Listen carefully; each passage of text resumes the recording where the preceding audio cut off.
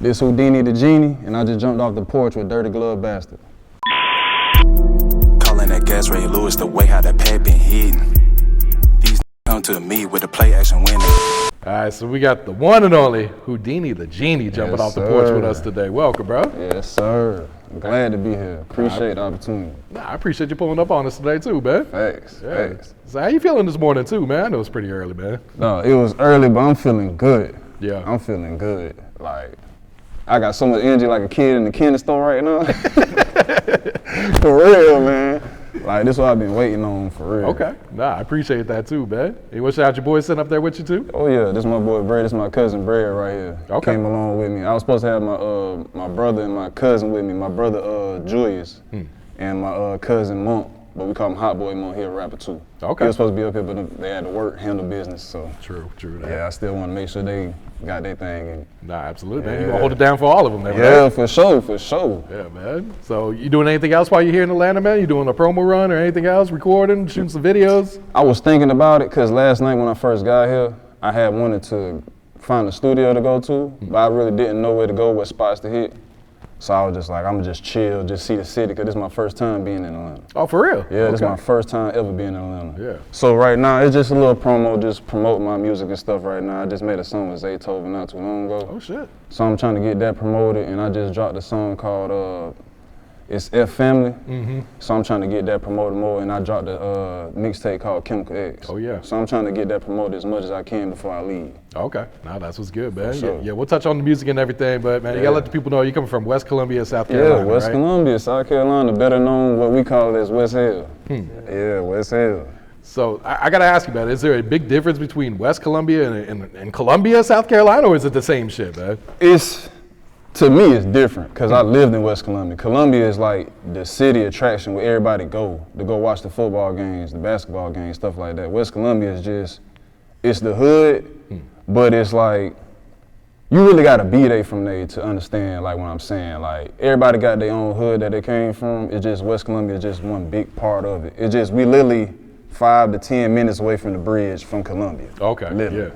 Yeah, because I was looking at the map, I was like, it's pretty close, but I noticed it was its own city. You know what I'm saying? It's not just part of Columbia, it's West Columbia. Yeah, because we got our own little thing to it, because we got our own little attractions too. It's not big as big, but we got like our own little home style of it, if you know what I mean. Okay. Yeah. Man, put us on to some places to go if we ever go to West Columbia, man. Man, we just got little things fixed up because USC done helped with a couple things. So we got like a little bowling alley called, I think it's called Lane X Strike, something like that. That's a little bowling alley that they fixed up.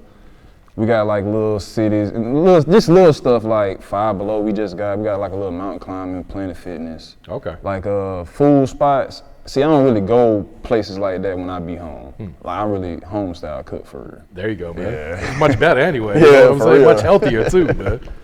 For real. Man, so talk about your childhood. Like, what were you into coming up? Man, growing up, I was really into sports, like football and basketball. Like, football was the first love, cause like my dad was really into it.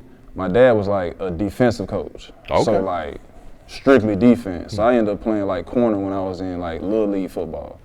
So it went from being that, then when I got to middle school, it really wasn't my thing as much, cause more and more I started playing basketball with my uncle TJ.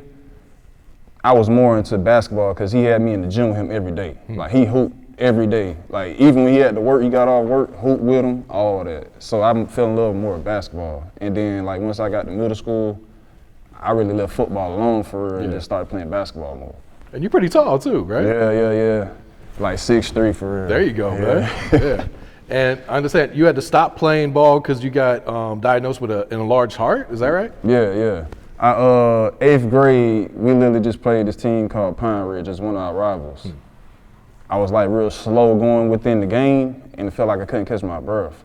But I ended up having a nice little game, whatever. And I literally had a doctor's appointment the next day. And I knew something wasn't right when my doctor came in there, and he just didn't have that look on him, because usually he'll just come in there smiling on his face, like, you know, the whole family there, this and that. But when he came in there, he was like sad, like, I'm like, what is going on? Then when he told me that, it just cut strictly basketball off. For real. So I couldn't even play basketball for a good little minute. True. Facts. And like, what type of medication? Can they even do anything about that, or is that just some shit you just got to live with, basically? You know. At the time, it was something like you got to live with because this was during the time when like stuff started happening, like when kids were passing out on the court, passing away on the court, you know, stuff like that. So it wasn't really a big like what to do. Like it came to where I had to get different options. Like they sent me to Charleston before and was like, man, let's see what we can do. Let's get a second answer. Let's see this and that. When I went to Charleston, they told me the same thing. Like and didn't would make me more mad because I'm like, you took me away from the game that I love, and I felt like I was just starting to get rolling with it. For real. So like, how does that hold you back at all? Like, should you not exercise as heavy or something like that, or? Yeah, like it became like real cautious with everybody, especially everybody in my family. Like once the news started breaking with people passing away, and then it started getting closer with people passing away, like I couldn't even speed walk for real around some family members because they like cautious because you know when your family love you, they don't want they gonna protect you at all costs. You know what I'm saying? So. They were just being protective. You know, at the time when that was going on, I was like, man, I don't want to hear this, man. I just want to play ball, bro. I want to run. I want to be doing what the other kids doing, not being at home. You know what I'm saying? So it's like I could walk every day, little speed walk here and there, but when it came to jogging and running, oh nah, I can't do that. Yeah. And how'd you deal with it mentally? Like, did you fall into like a depression or? For sure. The depression, bro, it was like a deep, deep depression for me. Like almost every day I got out of school because it's like when it happened, it was still during the season. Okay. So it was like going to travel with the team, stuff like that, or still going to the games. Like even though everything was close by, like, I could still go. I was like, man, if I'm not out there, I don't want to do it. Yeah. You know what I'm saying? And it was like, if I can't play ball no more, it's like, what is there to really do outside of just going to school? Like that's how my mental was. Yeah. How long did it kind of take you to like kind of break out of that mental, downness at the time? It was like, man, all right, this is what life is. I accept it, and let me just move on with shit, man. It was like, I put it like this. I remember one day I was in my room, like real upset, door shut and everything. My dad got me out the room, and he had brought me in the living room. And that's when he started bringing up the stories like, this kid just passed away last week. This kid just passed away like 2-3 days ago. And he was like, I know you love the game, but at the same time, I still want my son here. Like, your uncles want their nephew here, your aunts want their nephew, your cousin. Everybody still wants you here. It's like we love the sport, but at the same time, we love you here too, though. So once he had that conversation with me, it was like, you can do more things, like, because my dad worked at a hospital 32 years. Oh, sure. He worked in radiology and transport. And I was at the hospital, and it was just like seeing doctors, nurses, surgeons, everything like that. It was like, okay, maybe it is something out here I could really fall in love with, because if he loved it outside of, working and having to do it, I was like, why I can't do something like this, Nah, I feel that, man. And who'd you grow up with in the household? Was like mom and dad, brothers and sisters and all that too? Yeah, it was my pops, mom, me and my brother. Okay. The four of us. We call us the house of four. There you go. And is your brother older than you or younger than you? Nah, he younger than me. I'm the oldest. Okay. Yeah. How many years you got on him? 2. Okay. 2, yeah. I'm 28, he's 26. Okay. I'm sure don't let him forget that shit either, right? Oh, nah, sometimes, being the big brother, man, you just pull your big brother things, but at the same time, it's like, man, I love that dude. Yeah. So it's like, I do whatever for him. Not real shit. Yeah. So when would you say you jumped off the porch? How old were you at the time, bro? At the time, I would just say, for me, it was like 17, 18. Like really just trying to do stuff on my own. Yeah. Like trying to figure stuff out on my own, but really looking for the OGs and everybody older than me for their guidance to make it easy. Because when you're trying to jump off and do it on your own, you think you know everything. Of course, yeah. And then once you get into it, it's like, what's really going on? But I always hanged around older people, so that just did nothing but made it easier for me. You know what I'm saying? Yeah. And what'd you do after school? Did you go to college, just work a job, or what were you doing at the time? First, I started working a job. My first job, I worked at McDonald's. Okay. I worked at McDonald's in the Walmart. I worked there for a little bit, and then once my doctor diagnosed me with my left ventricle only being enlarged, so where it was like, basically it was trying to go back to normal and grab with my body. Oh, really? Okay. Yeah, it was like, let me go to school, try ball again. Because I ain't never fell out of love with the sport, and once I got diagnosed with that, I started playing ball more. I just started watching my own self with it. So I say like 2016 I had went to school. I went to Morris College. Okay, where's that at? Morris College is in Sumter, in South Carolina. Okay, Yep. gotcha. And did you make the team? Like, what happened at college? See, when I went down there, we had initially, because the way how I ended up going there was through Reverend Jackson. He's a reverend at Brooklyn Baptist in West Columbia. I was down there working out, just trying to keep myself in shape, trying to keep my skills up to get up to par. And he seen me working out, and he was like, hey man, it's a team that I'm a president of or associated with, and he was like, I'm trying to see if you want to come up here for school. And I was like, for sure, but he was like, you know, you basically gotta go try out, try to work yourself to get a scholarship, you know, this and that. But once I got up there and we got things situated, I talked with the coach, and he was like, basically since, it was a whole bunch of stuff messed up with like my school, because I was supposed to go to Greenville Tech before that. And they had me signed up like I was going there. The whole time I wasn't going there. So that stuff kind of messed me up to where like I couldn't try out or do certain things. So the coach was just telling me like, just stay in shape, go to open runs, and keep your grades up. I had to keep a certain GPA to then when I tried out the next year, then I'll be able to get on the stuff. Okay. And what was your major? My major at the time, see, they put it as liberal arts, but I was trying to get basically in the medical field of it. But they didn't really have nothing like for that at the time. So I was just doing it really to try to get my grades up, and I was really gonna transfer to be for real. Okay.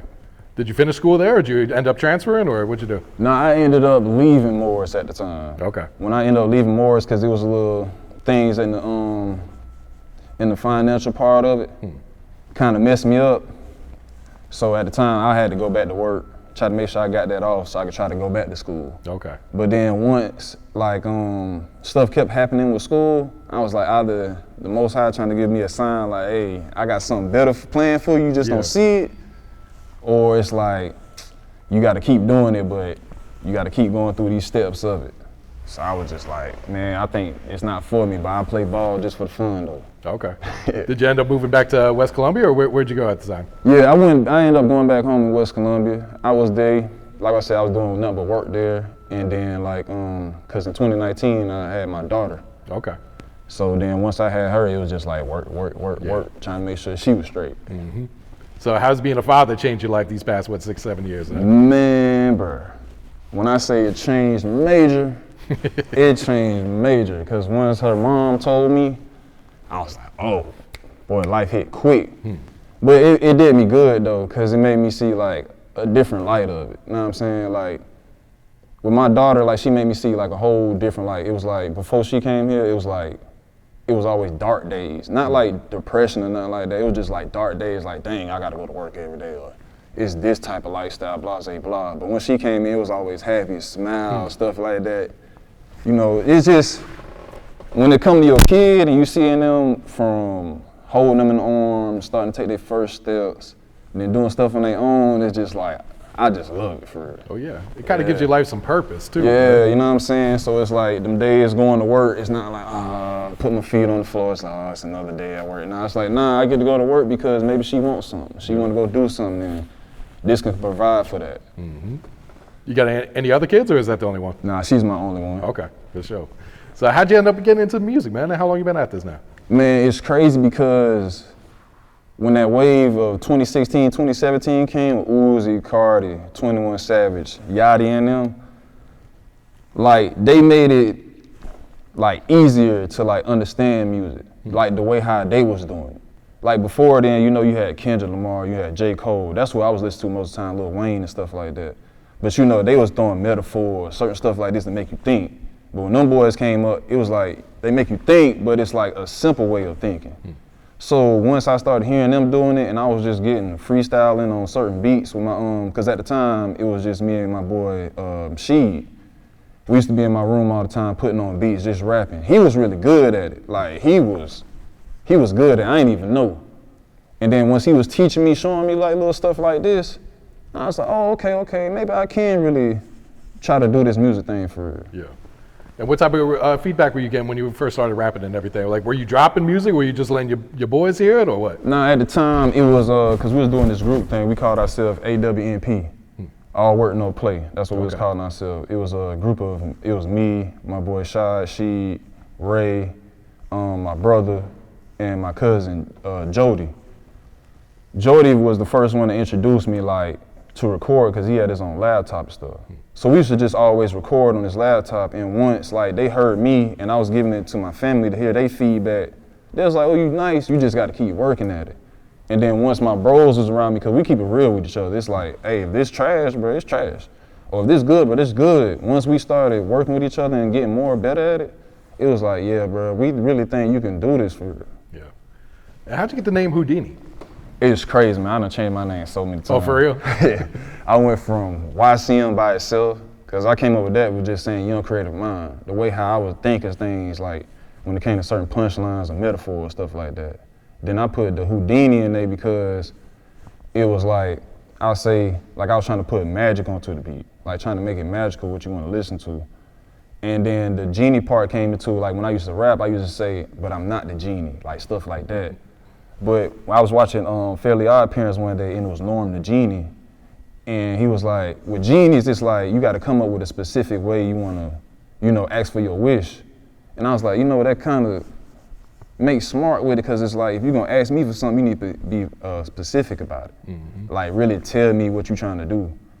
And then I just put them two together and I started saying the song. I put it Houdini The Genie together. And then I was like, man, I gotta stick with this one. Okay, for sure. And when would you say you really started taking music serious? How long you really been locked in with it? I started in 2018 when I first started recording. I ain't even started recording in the studio yet. Like I said, we was recording on a laptop and in the camera with Dollar General headphones. Started off like that, and I ain't started taking it serious till 2020. 2020 was that COVID, you know, you really couldn't do nothing for real. So when I was just locked into the room and I was seeing certain artists blow up or certain artists I was watching blow up, and it's like, I could do this, and I feel like I could compete with y'all or be on the same level as y'all. And then that's when I dropped my first tape called Smoking With My Demons. Okay. And ever since there, I started getting full force with it. There you go, man. And now we got the new project, Chemical X. Yes, sir. First off, explain that title, man. Chemical X came from, cause I was a cartoon guy growing up. Everything you can name, Dexter, Powerpuff Girls, Johnny Test, Ed, Ed, Eddie, stuff like that. So it came from the Powerpuff Girls. When the professor was trying to create them and all this and that, and then he ended up hitting the Chemical X and it followed in there. I was like, one day I was recording a song, one of the songs that's on there called Ray Lewis, and I just sounded real different. Like I caught myself off guard with it. And I was like, I hit something in my mind or whatever I was trying to do craft-wise, and it was like, reminded me of that moment when he hit that and it fell in there, and I was like, yeah, this is it right here.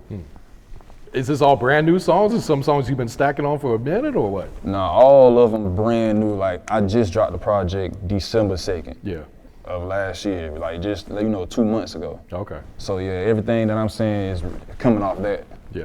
I gotta ask you about the song titles. They all got symbols and everything, and break this down, man. What's going on with the song titles? So my way of thinking of it was like scientific formulas. Cause I'm like, if it's gonna be Chemical X and Professor was a scientist, I'm like, let me make these look like a science formula. So I really looked up science formulas, how they look, how they could break it down and stuff like that. I was like, man, I'm gonna do my title like that. I'm gonna do names of them like that and all of it. And I was like, yeah, that'd be dope for real. No, that's pretty hard right there. I'm about to go back and look at them now and see if it matches up and all that too. Right. Man. Yeah.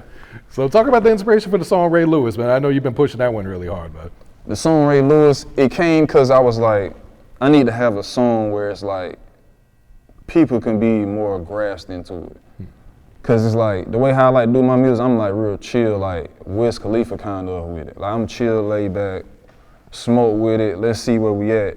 But it's been a lot of people coming at me like, man, we need to really hear you, you know what I'm saying? Bring your metaphors, bring certain stuff that you like to watch in it, stuff like that. So I was like, man, I watch sports a lot. A lot of people call me a sports analyst, you know what I'm saying? How me and my pops watch sports all the time. So I just threw a bunch of those in there, but I was like, man, let me switch my flow up real quick. Let me see if I can really get creative with it. And that's when it was like that. Cause that was one of my first songs I performed too, and the crowd loved it when I performed it, yeah. And I noticed on the project, like you got your own unique style of making music too, man. Have you always been like that, or was this a lot of experimenting that went on to this project, or? I'll say it's always been like that, and I've been experimenting, but see, I was a big Project Pat fan, Juicy J, 3 6 Mafia. Like, I was just telling my cousin the other day, like, the way how I think about it now, when I was listening to music when I was growing up, like Jay-Z and them, I never knew no verses, I only knew the hooks. But when it came to 3 6 Mafia, like sipping on scissor, all that, I knew the verses and the hooks. And like they style of doing it, it was like different to me. And it was like, the way how they was rapping, I was like, man, I can kind of be the same way. Cause I'll say something, then I'll stop. I'll throw a little something in there right there, then I'll go back to a whole little thing with it. Okay. So it been that way, but then it was like a little bit of experiment too. Gotcha. You plan to shoot any videos off the project? Yeah. I'm looking, if I don't have nothing to really do here at the moment, I'm looking to go home and literally get a music video started. Oh, for real? Yeah, okay. Which one are you thinking? What song? Right now, if it's not Ray Lewis, I'm looking to do Hard Hitters with my boy Swag. Okay. Yeah, we made a song called Hard Hitters. Talk to us about that song. How'd that one come about with you guys? It's crazy because when we came into the stew, we got our own project coming up called Raw Brothers. And we was literally trying to do songs to finish Raw Brothers. And he was like, he started the hook. So when he started the hook, and he was like, you want to come in? Because we were trying to do a little back and forth thing. Once I got on there and I was hearing it in the headphones, and I just kept going and going, and I was like, dang, bro, I ain't mean to keep going for real. And he was like, nah, bro, you good. Just keep going, because I hear what you sounding like. I kept going, and I was like, yeah, this is it right here. For real. Yeah. So you might shoot a video for that one, is what you're saying? Yeah, I got to. Okay. I got to do one. Now we got to talk about this new song, F a Family, right? I see you've been promoting it. People, blogs saying like you dissing your own family in it. Yeah. What's going on with this song, bro? See, because even my uncle said the same thing. He thought I was talking about my own family, but I was like, it's not even that. It's like, because with me, I don't have friends. Like, if we close, you my brother for real. So I'm looking at you like family.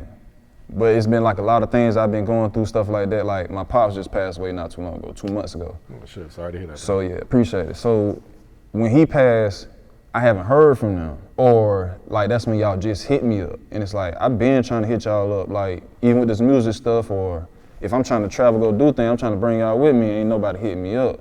It's like, not trying to get my feelings, but it's like, we brothers, and I'm trying to help y'all get on the same level as me, or at least be there with me. I'm looking to expect that. But once something like this happened, now it's like, oh, this and that, blah, blah, blah. So I started learning to like, man, I gotta start ignoring people, man. I gotta start doing my own thing, take care of my own family, especially with this situation that just happened. You know what I'm saying? Mm-hmm.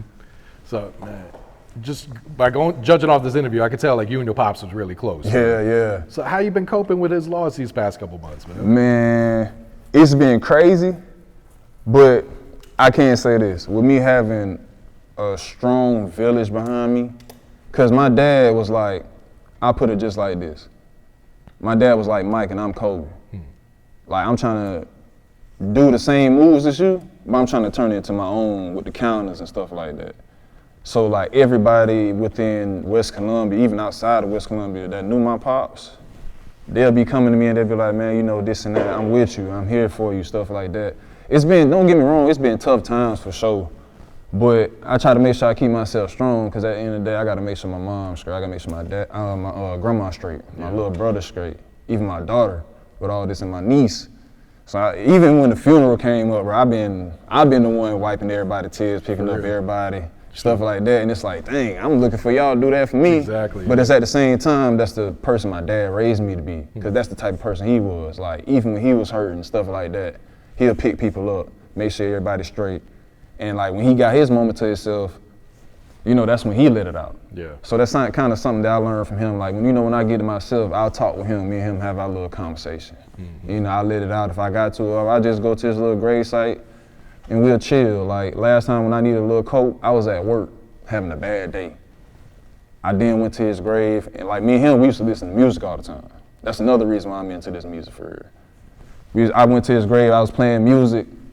It wasn't no wind that day. Out of nowhere, wind was just blowing and blowing, because I was boo-hoo crying. And I was like, this must be a sign, like, hey, man, pick this up, man. You done had your time, dog. Yeah. What do you want people to know about your pops, man? Man, my pops was a strong man. Like, a guy that would literally give you his shirt off the back. My pops, even included with my mom, like, really fed the hood for her. Like, we was the house that everybody went to, not just family. Everybody in the hood went to. Like, my dad, I'll say this, my dad was the hood therapist. He was the one with the problems, but he was the one helping people solve their problems. Like, people would literally come to him 2, 3 o'clock in the morning, have stuff on their mind. hey, because they call him Bull G. But like, Bull G, can I talk to you? And he'll help them out. He don't even know what's going on, the situation, none of that. He'll just be that person that be like, I'm putting myself in your shoes, use my feelings with it, and I'm gonna try to figure out my way to try to help you the best you can. My dad was one of the people that wouldn't tell you no. If he told you no, it was a good reason to. You know what I'm saying? But like any other time, my dad would help anybody, man, like anybody. And even at the hospital, because he worked at Lexington Medical Center. Okay. Even at the hospital, like, it'll be people like trying to find directions and stuff to get there. But like, hey man, I've been working up here all my life. Here, boom, you go here. Or like, it'll be like a patient waiting to go to the back, or they be, full of work. He'll be one of those, go take him to the room, go take him to the x-ray, stuff like that. Yeah. So my pops was just one of the people, like, he'll put himself last and put 100 before him. Sound like a real one for sure. Yeah, man. For sure. Man. My condolences, man. Yeah, for sure. Appreciate that. Yeah, so you mentioned a song with Zaytoven, man. Break this down, man. How'd this one come about, bro? Yeah, it ended up coming, it's crazy because at first when he hit me up, I was like, is this one of them people that paid for this check, this and that? And I went on his story, I checked little stuff, I was like, oh, this him for real. And they ended up coming from like when I was starting to promote my stuff. Cause Carolina Grind also helped me out too. So he helped me when I was getting promoted. Also you, Street Juice, and South Carolina. Once my promos was getting out there, and then he heard my music, he hit me up. And he was like, what you trying to do, this and that. And one day he hit me up, he was like, man, I'm gonna make a beat for you. And he told me, he was like, what kind of style you look for? I was like, a little laid back style, stuff like this. And literally he sent me the beat, and when he sent me the beat, he sent me a snippet first. Then when he sent me the full beat, I was at work listening to it, cause I drive buses.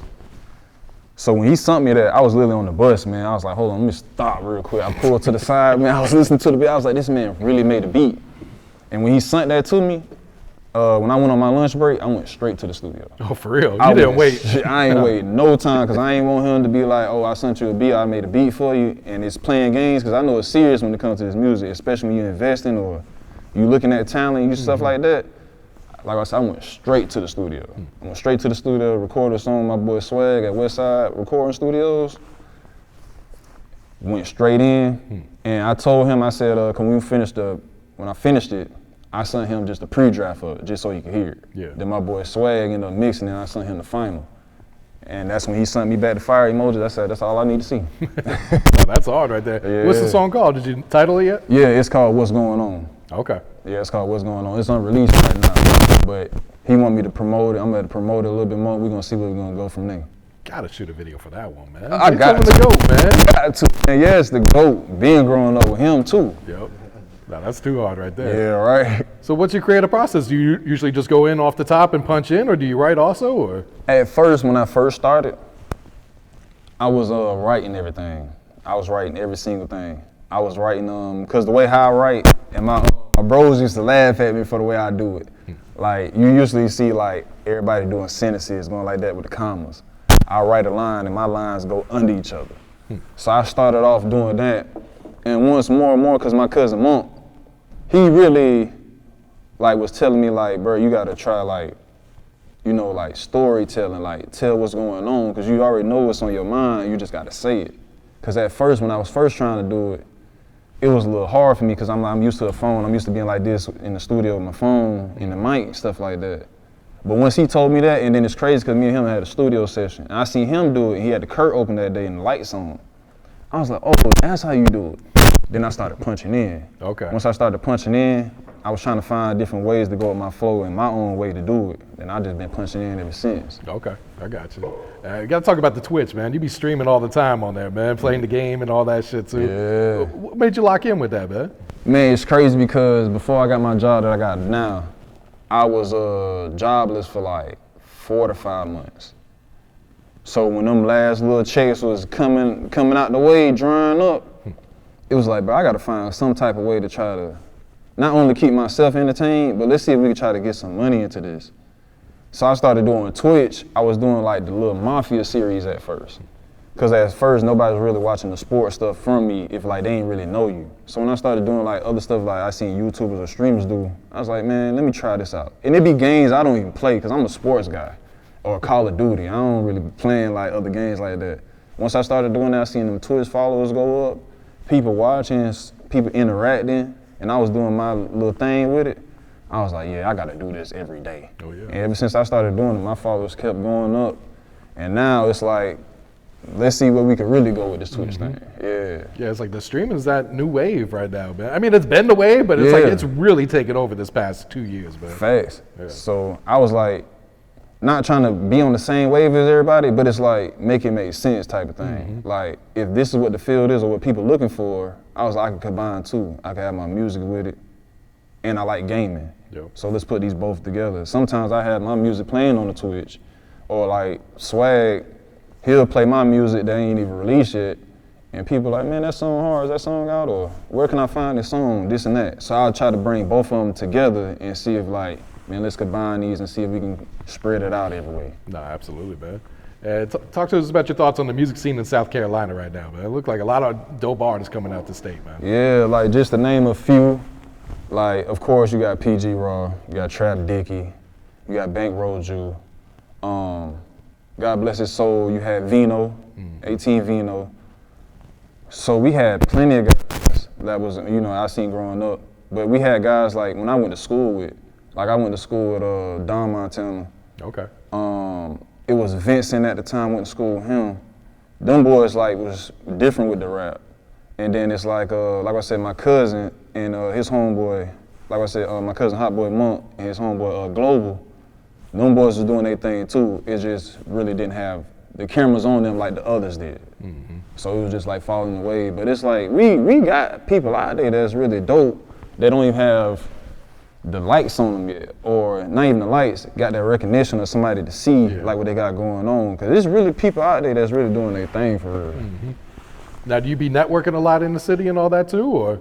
Some of them I do, but I really I do it with the people that I've been doing it with. Okay. So it's not like I ain't got no problem like working with nobody or stuff like that. I just haven't found my way to contact them or to get in touch with them yet.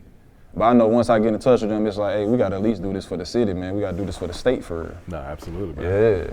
So looking ahead for the rest of 2026, man. What's some plans, what's some goals you got set for yourself, man? The goals I got set for myself, man, is to have myself out there more. I want to be able to travel more, have my music be out there, start performing more, being on stage a lot. That's what I'm looking to, do. I'm looking to bring more content into it, more vlogs, music videos. I'm looking to, of course, having, more pictures out there, because, people want to see what you're wearing, what stuff you you're doing, what you're doing around your own city, stuff like that. So I'm just looking to bring more content and trying to work with more artists, trying to get out of that bubble of like doing my own thing and just only doing my thing and not having nobody else. Because usually I just work with my cousin or Swag at the moment. No, I got you, man. What's some advice you would share to the youth coming up right now? The youth, I always tell the youth, be yourself. Be yourself. That's the only way, because if you follow everybody else, or if you at least trying to do what the trend is, or you trying to do what everybody doing, it's not gonna fit for you. Because when I first started doing that, trying to do what other people doing or try to do it the way they doing it, I ain't really had enjoyment. And that's why I tell them too, you're not gonna enjoy it if it's not what you wanna do. So I just tell them, man, be yourself, stay to yourself, and stay away from trouble. Because trouble ain't gonna do nothing but set you back years that you don't see right now.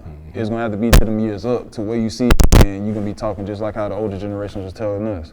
Like, stay away from it, stay this and that. Then once you become that OG to tell them, it's like the same repeated factors. So I be trying to tell them, don't repeat the same thing. Break it, break the cycle. Like, you know what I'm saying? Be your own, like, even now, like, you ain't even gotta go to work no more to make money. You got DoorDash, you got stuff like that. You know what I'm saying? You make your own money, or, you got folks starting from the bottom with their own clothing brand, shoes, stuff like that. I just tell them, be yourself and do what you wanna love to do. No, wise words right there, man. Yeah. Go ahead and plug your social media so everyone knows where to tap in with you. Yeah, my social media, my Instagram is Houdini_The Genie. My Twitter is YCM_Houdini. And my name on YouTube is YCM Houdini. And what about Twitch? Where can they find you on Twitch? On Twitch is YCM Houdini. Okay. Till everything changed up, but right now it's YCM Houdini until everybody can find it, for sure. Okay.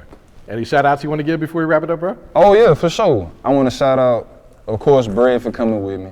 My boy done thugged it with me. I want to shout out my Dukes. I want to shout out my brother, my Uncle TJ, my cousin Hot Boy Monk, Swag, T that did my photos all the time, everything. everybody from the city, my Uncle Mike, you got my Auntie Toya, I got my, we call him Philly Mike because he's from Philly. My boy Mike from Philly, all my uncles, my aunts, everybody, really my family and my whole core for real. It's really a shout out to them and the whole West Hill for real. Calling that gas Ray Lewis, the way how that pad been hitting. These niggas come to me with a play action when they trick.